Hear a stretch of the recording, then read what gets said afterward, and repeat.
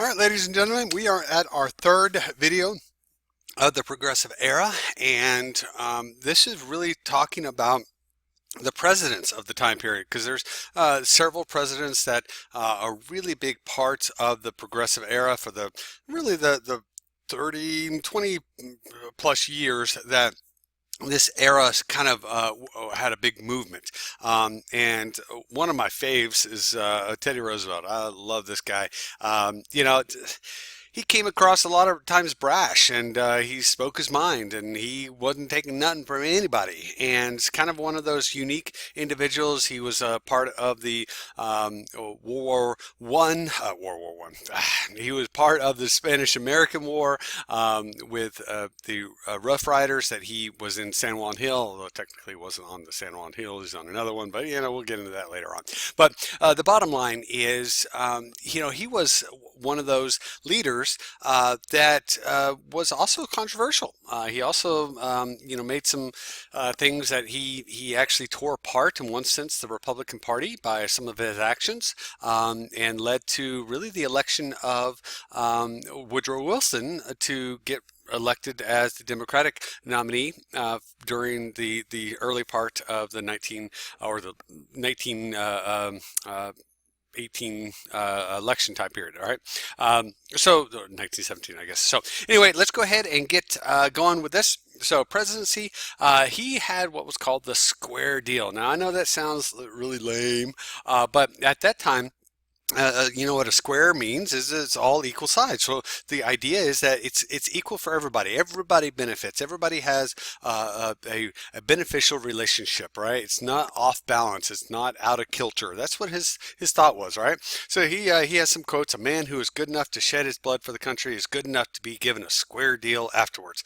And we demand that big business give people a square deal. In return, we insist that when one engaged in big business honestly endeavors to do right, he shall himself be given a square deal. It's like, he is trying to find common ground between all these things. And guys, I got to tell you that some of my feeling right now, even in our society right now, is that we've got to give each other benefit of the doubt. We've got to give each other the ability to learn, to wrestle with their own feelings about different things. And we need businesses, we need workers, we need to come together. We need to make sure that we are treating each other correctly. Now, Roosevelt was a big fan of labor reform. He was the first president to really take sides of the working class, and he ended a labor dispute by threatening to have the government take control of the coal mines. So basically take over the business aspect, whereas in the past the government had kind of supported the owners, right? So this is the first time government sided with labor and the labor unions. He established the Department of Commerce and Labor, which monitors his business. It's still a part of the country today. He sought to remove trusts. Remember, that's those are monopolies. But he also didn't get rid of businesses that were, in the benefit. All right, if they were would support. Business fairly, and they do business fairly, then that was a good thing. So he enforced the Sherman Antitrust Act, which is that act that really didn't have a lot of teeth in it before, but he filed some trust suits or antitrust suits. American tobacco is kind of one of the biggest of that time period, dissolved into smaller competing companies. So it would lower the price. It would have some fairness. Now, even today, guys, we have the same Department of Commerce and Labor. They have decided whether or not these big internet companies should come together. And today, that is the big idea is all these social media companies, all these businesses, Amazon, Walt Disney, all these huge monopolies that are taking over Walgreens or Walmart. That's the big, they can't just go out and buy another horizontal business, because if they do, then they are going to hurt the American people by driving up costs and all that kind of stuff. So it does set a precedent for future court decisions, which is still being around today. So the Meat Inspection Act is a big scandal. He actually read the book. that was written about the jungle, and so he just like that was not okay, and so he definitely passed that. The Pure Food and Drug Act, it's kind of the same thing. Now, again, he didn't do as much for immigration racism type of deal as he should have, but there's definitely a lot in the business world that he definitely helped, including the railroads and that kind of stuff. He was a much bigger, a very big conservationist. He was a hunter, but yet he was a person that loved the outdoors, loved the nature, and he set aside 148 million acres for forest reserves. And we call this the National Reclamation Act. But this is probably one of the best things that in my opinion, that he could have done. He made sure that our land in America, especially the natural beauty of the area, was set aside for just enjoying beauty. And this is one of the reasons why we have so many national parks and so many beautiful areas because of some of the things that he did. Now, one of the things that a lot of people don't remember or realize that he actually was the inspiration for the real teddy bear, right? So it's kind of an interesting story. These are an article and a video, but I would definitely watch these because he inspired it. The story goes basically that he was out hunting. He had not been successful. He was trying to hunt bear, and one of his the trappers caught a small little bear that was kind of injured and tied it up, and they were trying to impress the president. And Teddy Roosevelt, nope, I'm not going to shoot this. This is not, this is not sporting. And so he chose not to shoot the bear. It was captured as far as a news article, and he basically went and made famous. People loved him. Again, he had his own issues, but he definitely was somebody that a lot of people really, really respected and loved as well. Now, his vice president became the president. It was handpicked. This is William Taft. William Taft is probably considered our biggest and largest president. Being a big guy myself, I totally understand that and I totally get it. But one of his stories, he actually, one of those old style tubs, he got stuck in the tub, and they had to come in and pull him out because he got stuck. So it kind of sucks to be him, right?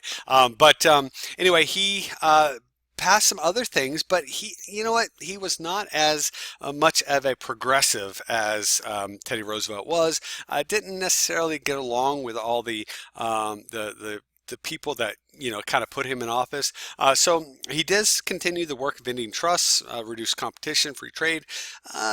Roosevelt's kind of unhappy, so you can see Roosevelt in here looking in and going, "Hey, what the heck? What you doing? You getting all wrapped up in all this other stuff?" The Richard Bollinger, opposed conservation, made 1 million acres of protected land, which is really ticked Teddy Roosevelt off because hey, what a second, this was not meant to be.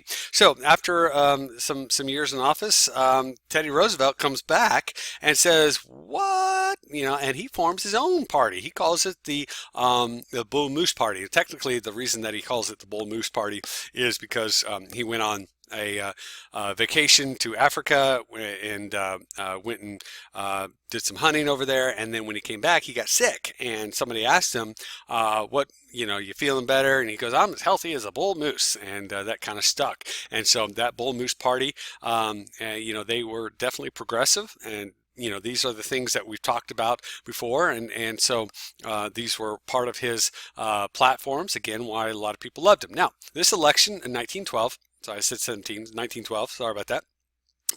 Woodrow Wilson runs for the Democratic Party and wins. So you look over here, you kind of see the people here. So you got Teddy Roosevelt, the bull moose, and then you got the elephant, which is symbolic of the Republican Party, and you got Taft up here, obviously not very in a very flattering position. Then you got Woodrow Wilson on the old donkey here. That's the donkey from the Democratic Party, and there's some reasons for that. If you want to go and study the history of these two animals being the monikers of the parties, that's one thing. And then you got this guy right here. His name is Eugene Debs. Remember that socialist guy?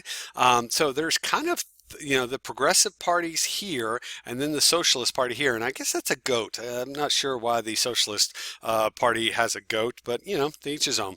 Goats are cute at times. They're just bad. I'm just kidding. All right. So Woodrow Wilson comes in. And he focuses on regulating trusts, tariffs, finances. Wilson oversees the passage of the Clayton Antitrust Act, and then the Federal Trade Commission, FTC, which is that regulatory issue that deals with fair business practices, and a couple other things. He creates the Federal Reserve System, which comes about later on when we talk about our banking systems and the failing of the bank systems and the stock markets and all that stuff. And he creates what's called the 16th Amendment, which is that graduated federal income tax. So let's talk about that for a second. All right, so these are some great videos, and yes, it has beer. So yes, go ahead and watch that one, right? Beer. But no, we will actually bring this out as well and talk about the progressive tax and what does it mean. Try to give you some balance of opinions here. But this is a very interesting way in which people think, people consider, and it is something that you'll be doing in an assignment as well, because it's one of those things that we need to understand. So definitely take a second to watch some of these videos about the progressive income tax and whether or not it's a fair thing. What is fair? What is the concept of fair? Remember, we talked about it before. Progressive. What is the term progressive? What is the term socialism? Right? Social, is the root word there, but what does it really mean? What is the ideology behind it, right? I want you to go in a little bit deeper. This is honors history class, right? And so you need to start asking yourself questions. Don't be afraid of the questions, ladies and gentlemen. This is what this class is about. Ask your questions. What does it mean to be progressive? What does it mean to have progress? What does it mean to be a socialism? What does it mean to be social in aspect of the ways in which your society deals with different issues? What is the idea of a reform, and how does this work? What is the idea of an income tax and how the fairness of it? What is fair? Is it fair that somebody that makes millions of dollars a year is taxed $140,000 off of his millions of dollars, and somebody that makes $40,000 is taxed $14,000? Well, what's the discrepancy there? The person that has millions of dollars, that $144,000 doesn't really, it's just like a drop in the bucket, at least in big picture, but yet the $40,000 person, that $14,000 is a lot more struggle, right? Because that's a lot of money that they're having to deal. So what is the fairness of that? And that's what we're dealing with right now. Okay, so ask your tough questions, ask the things, and find the answers. Don't just settle for something. Don't just settle for what I'm saying. Go and research. Go and look at the big picture. Talk to your parents, talk to your friends and your family members. Ask them what they think. All right. So here we go. Last but not least, we've got the opponents. There are some opponents of reform, and there's reasons for it.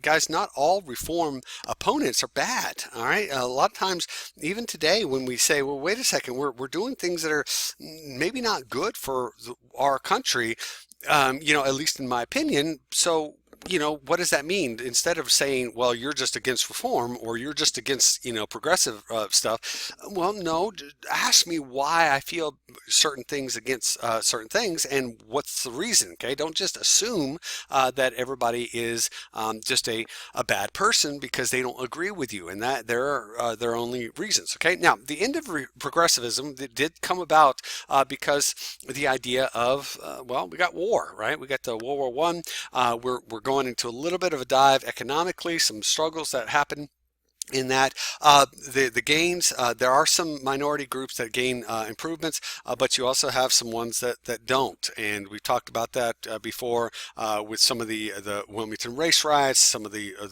riots out in Texas, and some of the issues that happen in the inner cities. All those things kind of happen. However, the outbreak of war does kind of just get people off of a different track, and they don't necessarily remember some of the things that they should have been doing as well. Okay, so that is a quick overview, 3-video overview of the progressive movement. Real big picture, okay, but guys, this is so important, because if we don't deal with this now, then when we deal with the civil rights era, we deal with the 80s, 70s and 80s, even the 90s, and of course even today, then we don't understand a pattern, a flow of how this stuff happened. Okay, so that's one of the reasons why I'm taking time to do this, and I want you to really understand how that process gets started. And you know what, here's the thing, I could be completely wrong about this, and that's okay too,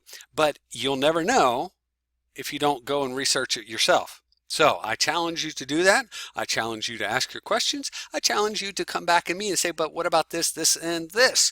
And I'll say, let's try it out. Let's figure it. Let's go ahead and look at it. Okay, so that's what I want you to do, and that's what it's here for. Have a good one.